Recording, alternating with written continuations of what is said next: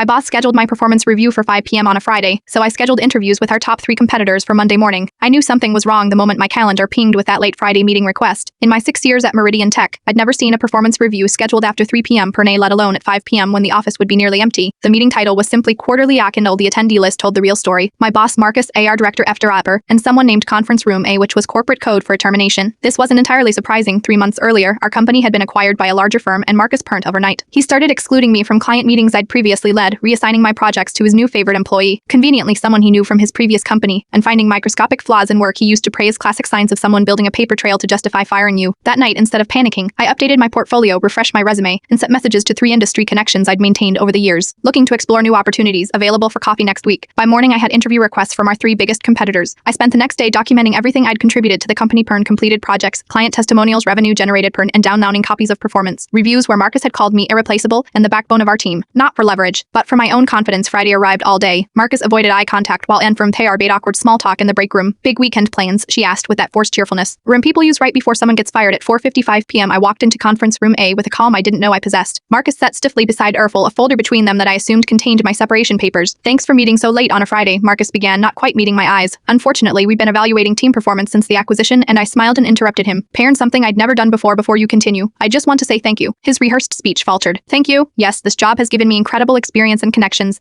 In fact, I've been approached by several companies in our industry recently. A small stretch of the truth, but his widening eyes were worth it. I have interviews scheduled with 3 of them on Monday morning. The room temperature seemed to drop 10 degrees. Ample shot Marcus a panicked look. Which companies? Marcus asked, his voice suddenly higher. I named our 3 largest competitors, part of the same ones I'd actually arranged interviews with. His face drained of color. I didn't realize you were looking, he stammered. I wasn't until recently, I replied, maintaining eye contact. But I've learned to recognize patterns. No, you were saying something about evaluations. The termination speech transformed into a desperate retention pitch. Suddenly, there was talk of a promotion, a raise, and how valuable I was to the team. Anbel was frantically taking notes, likely calculating the cost of replacing me versus keeping me, especially if I went to a competitor with all my client relationships. I listened politely, thanked them for the feedback, and said I'd consider their offer alongside the others I was expecting on Monday. Walking out that evening, I felt a power I'd never experienced before. By Monday afternoon, I had 4 job offers, paired, including a surprising one from Meridian, with a 30% raise. I accepted the position at our second largest competitor, where I now lead a team of 12 and ironically just hired 2 former Meridian employees. The best part, Marcus was let go 3 months after I left paternally. When you build your success on taking credit for other people's work, things fall apart quickly when those people leave. If you want to hear what happened when Marcus tried to connect with me on Platoon last week, share this video.